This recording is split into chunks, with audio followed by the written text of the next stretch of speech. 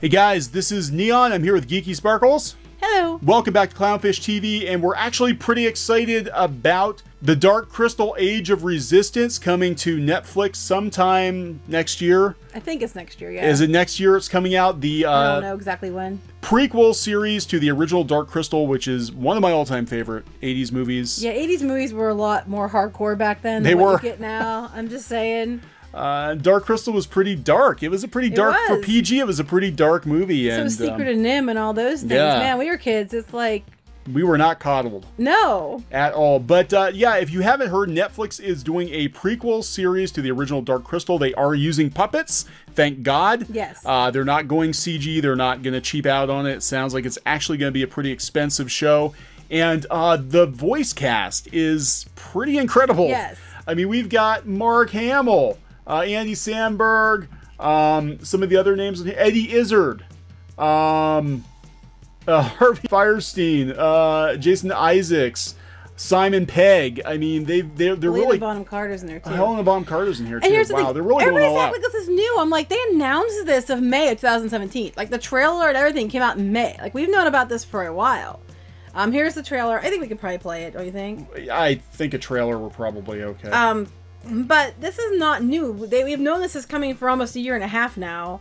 I think it's funny that everybody's like, oh my god, like it's this big new thing. And I'm like, yeah. It's not new. It's not new, but... I mean, it is new, but it's not new news. Well, this whole thing, just in general, and I'll just kind of pause it here. But we'll get demonetized. This whole thing, though, goes back to the power of the Dark Crystal, which was announced like 10 or 12 years ago. Yeah. It was supposed to be a sequel to the Dark Crystal, and they made a big deal about it and all of that, and it never happened.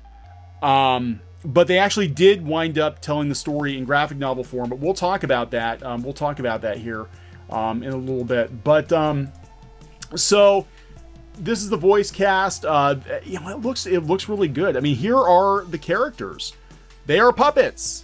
They are not CG. They look like they totally belong with the original Dark Crystal. Well, if you go to the Dark Crystal page that I sent you, so if you go to the bottom of darkcrystal.com, here's the director, and he talks about he was always influenced by the Dark Crystal, and he talks about his vision. He's excited about the joining today's film techniques with practical visual effects, the artistry, craftsmanship, performances, and of course the puppets.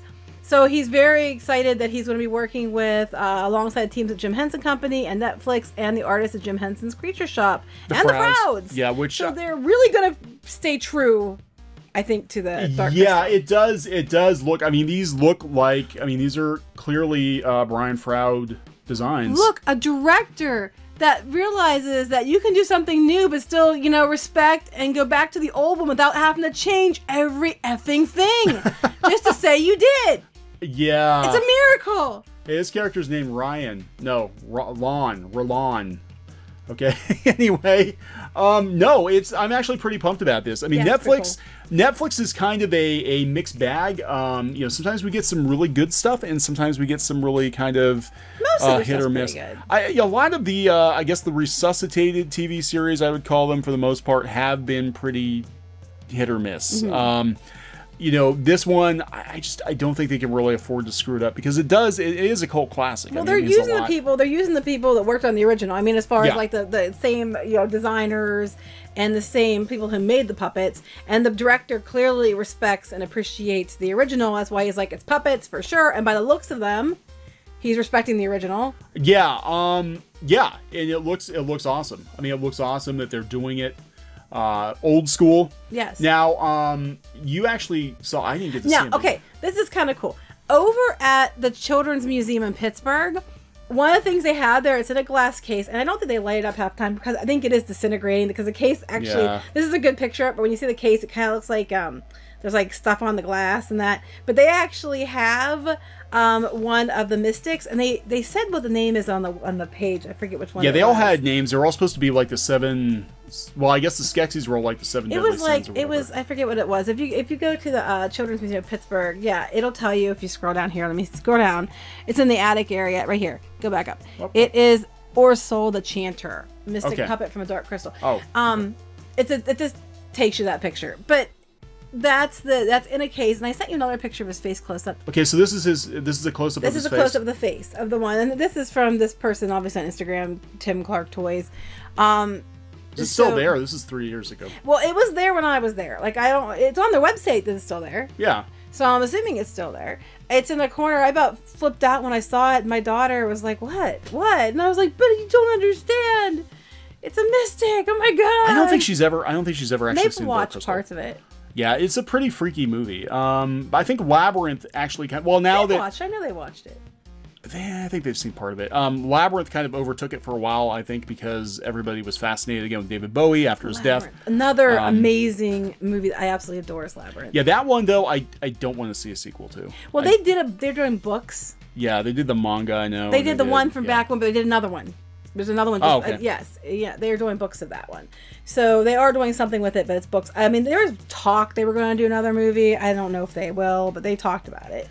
Okay, so speaking of sequels and all that, I wanted to go back to The Power of the Dark Crystal, which was the original project they were going to do 10 or 12 years ago, and people were really excited about it, and then nothing happened. Yeah. It just never, for whatever reason, there's a history out here in the Muppet Wiki about it, just never got off the ground for whatever reason. Now, they were going to blend CG effects with the puppets because the main character actually was pretty much made of fire. She's made of fire.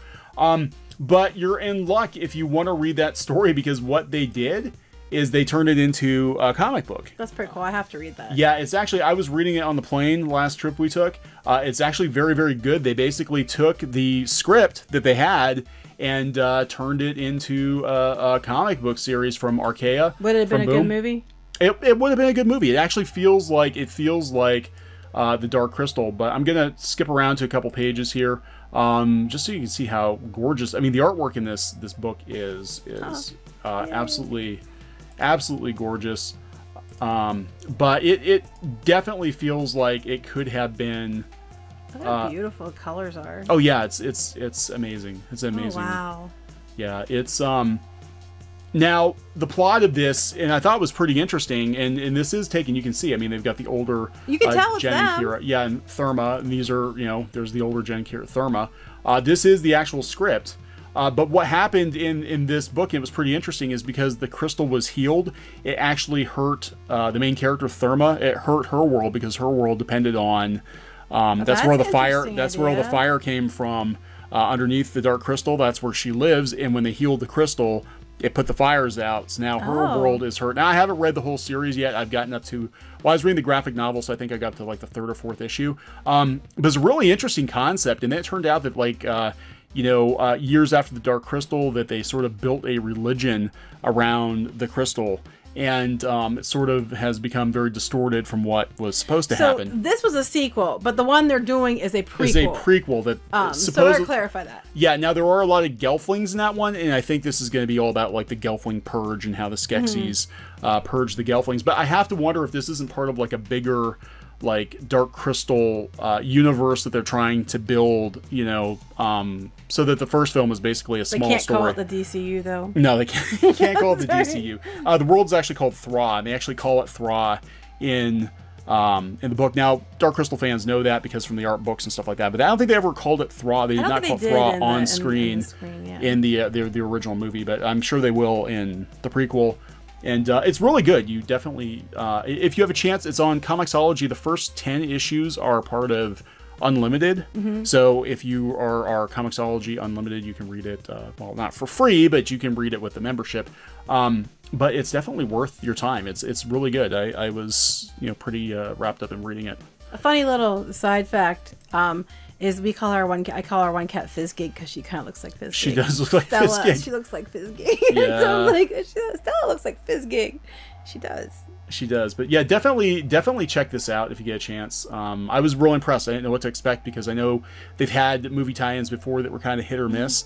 But this one, they definitely, I mean, Henson was very involved in this.